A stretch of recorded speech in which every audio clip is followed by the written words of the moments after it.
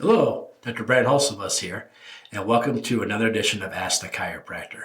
Ask the Chiropractor is my little podcast that I do when someone has a question about chiropractic or chiropractic care. I try to answer. I'm a chiropractor here in Rockford, Illinois. I'm a proud graduate of Palmer College of Chiropractic, and I'm happy to be the team chiropractor of the Rockford Ice Hogs. Let's dive into it.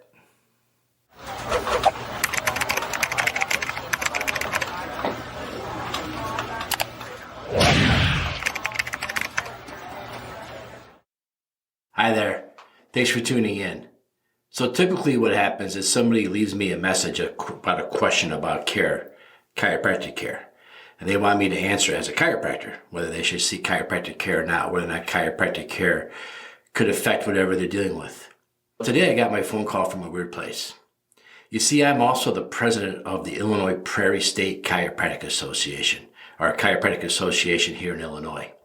I call there every Friday and I ask Julie, who's there in the main office, is there anything I need to talk to any of our members about as a president? Did anybody call the main office and have an issue they want me to discuss? And she told me she's actually getting phone calls from people calling about whether or not chiropractic care can help with vertigo or dizziness. It's an unlikely source for my topic for this week. Can chiropractic help with vertigo or dizziness? So I want to thank the people who called the Illinois Prairie State Chiropractic Association. But if you have a question for me, you go ahead and leave it after the podcast here, wherever you're watching or listening to this, leave a comment and I'll get it. But let's answer this question, right? Can chiropractic care help with vertigo or dizziness? Let me start off by saying, first thing first, there are just tons and tons of reasons why people get vertigo and dizziness. There are tons of them. Can chiropractic help with all of them? That's a pretty bold statement. But chiropractic care can definitely help with some of them. And so how would I know if chiropractic care can help with some? How would I know if I'm a candidate? What should I be looking for? That's a very good question. And it all comes down to the upper bones in your neck, what we call the cervical spine, your C1, C2, and C3. How are these ones lining up? When these ones are misaligned, as chiropractors, we call that a subluxation. When the bones are misaligned, causing stress. One of the things that we typically see with a C1, C2, C3 subluxation is a patient can actually experience vertigo or dizziness.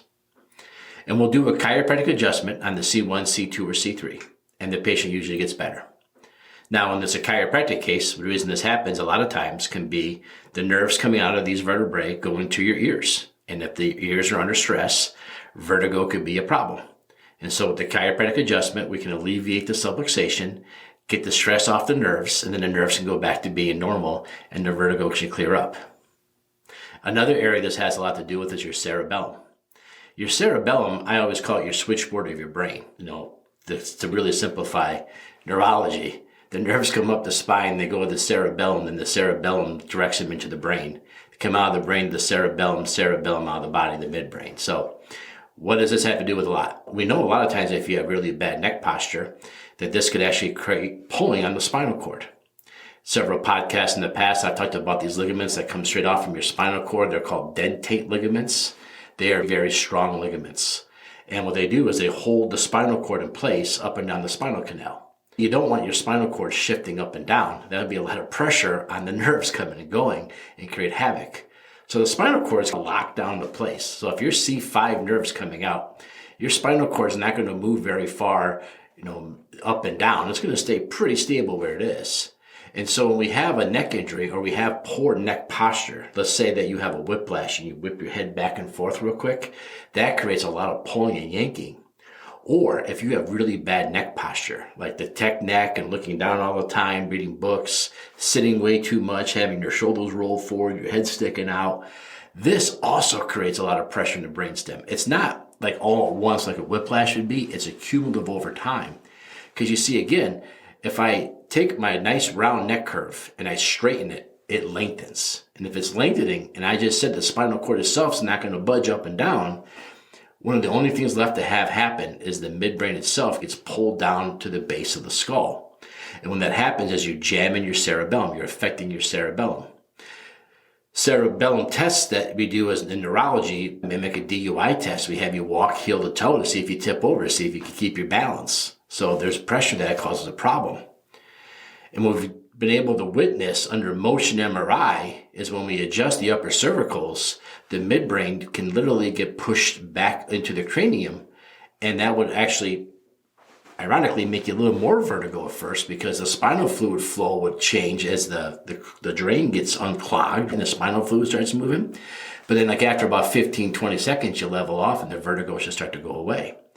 So I've seen vertigo cases after a severe whiplash case, and I've also seen vertigo when I x-ray the spine and I see a really bad curve. And that's going to be when it came on more gradually, got a little worse and worse, versus the whiplash is going to be like, didn't have it yesterday, I have it today after the accident. So that would be more of those cases.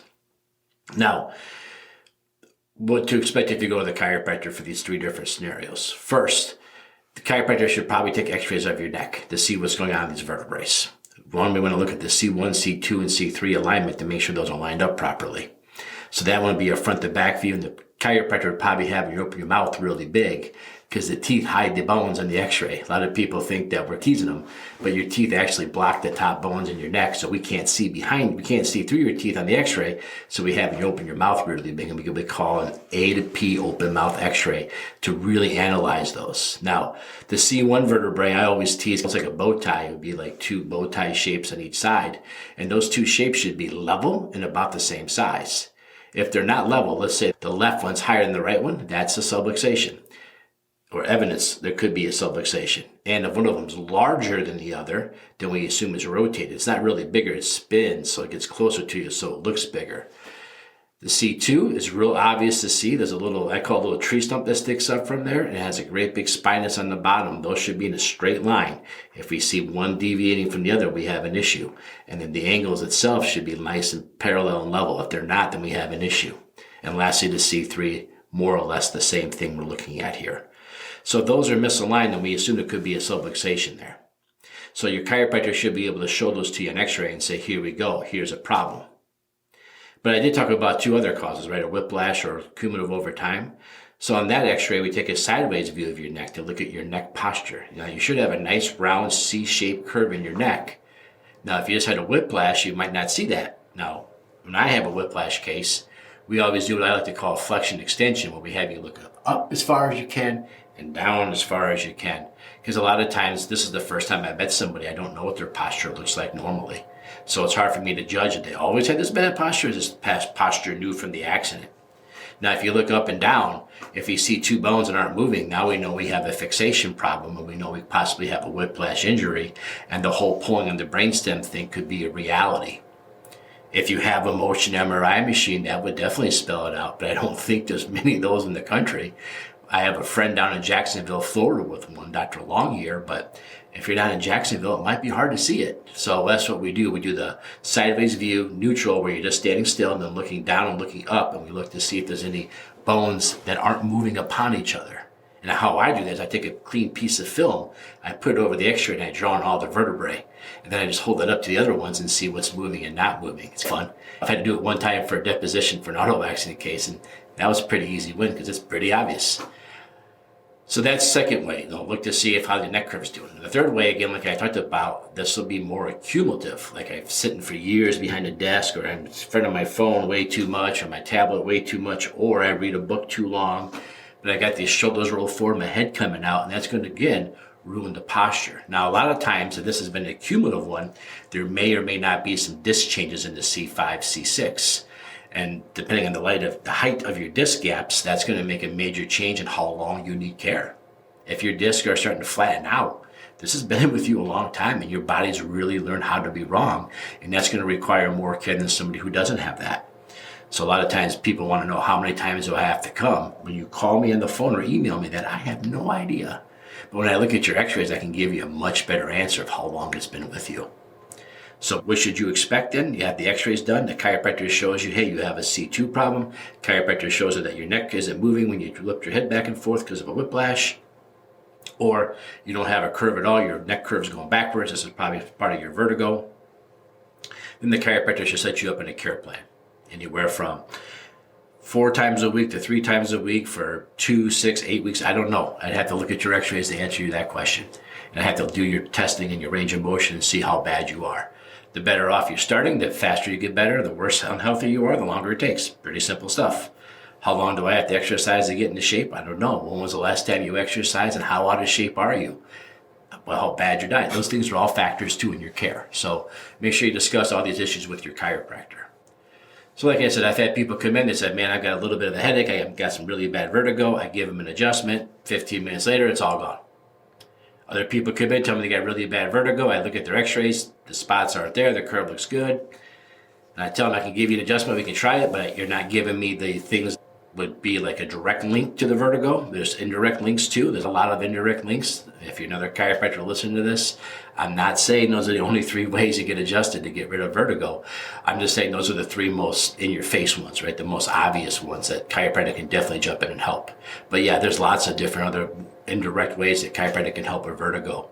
Again, if you go to your family physician and say, man, I've been having some really bad vertigo, a lot of times in my clinical experience, they'll give you stuff for motion sickness, and that doesn't really help. A lot of these cases, some cases it must, but those cases don't come to me because they're doing better. They don't call me.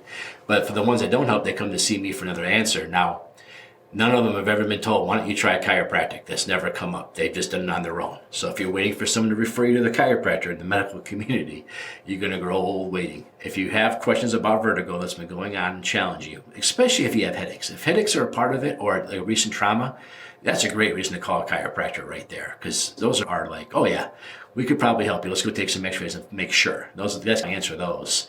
When they don't have headaches, they haven't had direct trauma, I'm like, I don't know. Let's go take some x-rays and do some examination and find out whether or not you have a subluxation and we can help you. So there you have it. I hope I answered the question. If you have a question about chiropractic or chiropractic care, only a chiropractor can answer. Go ahead and leave a comment or post wherever you're watching or listening to this, and maybe next time you tune in, I'll be answering your question. And thanks again to the Illinois Prairie State Chiropractic Association for coming up with this question for me. Those of you that called them, love it. I love it. All right, so you tried to call a chiropractor. You called the Chiropractic Association. It's just pretty clever. I'll give you credit, whoever did that. All right, thanks everybody.